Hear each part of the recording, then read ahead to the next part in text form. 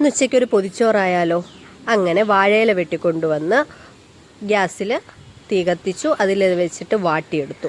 വാഴയില വാട്ടുമ്പോൾ വരുന്നൊരു മണം ഉണ്ടല്ലോ, നല്ല സൂപ്പർ ഒരു മണമാണ്. അതിലേക്ക് കുറച്ച് ആ ചൂടോടുകൂടി തന്നെ ഇച്ചിരി വെളിച്ചെണ്ണ ഒഴിച്ചു കൊടുത്തു. വെളിച്ചെണ്ണ ഒഴിച്ച് വാഴയില മൊത്തം ഒന്ന് ചെറുതായിട്ടൊന്ന് കൈവച്ച് തടവി കൊടുക്കണം.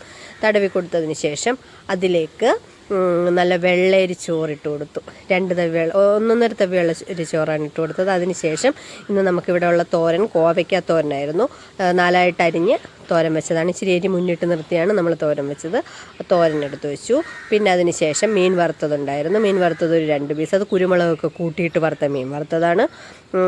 അത് എടുത്ത് വെച്ചു. അതിന് ശേഷം നമ്മുടെ ഉടച്ച മാങ്ങ, ഉപ്പിലിട്ട് ഉടച്ച മാങ്ങയാണത്, നല്ല സൂപ്പർ ടേസ്റ്റാണ്. അതെടുത്തു. പിന്നീട് ഇഞ്ചിയൊക്കെ വെച്ച് ഒരു ഉണ്ട ചമ്മന്തി എടുത്ത് വെച്ചു. ചമ്മന്തി അതിന് ശേഷം ബീൻസ് തോരനുണ്ടായിരുന്നു. ബീൻസ് തോരനും കൂടെ വെച്ച് നമ്മുടെ പൊതിച്ചോറ് റെഡിയായി. പൊതിച്ചോറെന്ന് വെച്ചാൽ പണ്ട് നമ്മൾ സ്കൂളിലൊക്കെ കൊണ്ടുപോകുമ്പോൾ രാവിലെ പൊതി കെട്ടി സ്കൂളിലെത്തുമ്പോൾ ഉച്ചയാകുമ്പോൾ തുറക്കുമ്പോഴുള്ള ഒരു മണം ഉണ്ടല്ലോ, ആ മണം നമ്മൾ പൊതിയുന്നതിന് മുന്നേ തന്നെ ആ ഒരു മണം നമുക്ക് മൂക്കിലടിക്കുന്നുണ്ടായിരുന്നു. എന്നിട്ട് പൊതിഞ്ഞ് കാച്ചിയ മോരും ഉണ്ടായിരുന്നു, അങ്ങനെ അത് പൊതിഞ്ഞ് വെച്ചു. എന്നിട്ട് ഉച്ചയായപ്പോഴത്തേക്ക് നമ്മൾ പൊതി തുറക്കുകയാണ്. പൊതി തുറക്കുമ്പോൾ നമ്മുടെ ആ വെളിച്ചെണ്ണയൊക്കെ അടിയിൽ ആ വെളിച്ചെണ്ണ തൂത്തേൻ്റെ വേറൊരു സ്പെഷ്യലായിട്ടൊരു സ്മെല്ല് വരും.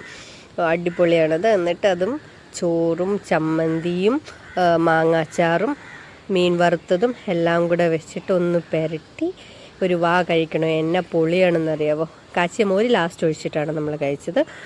നമ്മുടെ സ്കൂളിൽ പഠിക്കുന്ന സമയത്ത് നമ്മൾ സ്കൂളിൽ കൊണ്ടുവന്ന പൊതിച്ചോറിനെയാണ് നമുക്ക് ഓർമ്മ വരുന്നത്. വാഴയിലയിൽ പൊതിഞ്ഞ ചോറെന്ന് വെച്ചാൽ അതൊരു സ്പെഷ്യൽ ഇതാണ്. അതൊന്നും ഇപ്പോഴും നമുക്ക് മറക്കാൻ പറ്റത്തില്ല. ചമ്മന്തി എന്ന് പറയുന്നത് നമ്മുടെ പൊതിച്ചോറിലെ രാജാവെന്ന് തന്നെ പറയാം. അപ്പം പൊതിച്ചോറ് കഴിച്ച് സൂപ്പർ.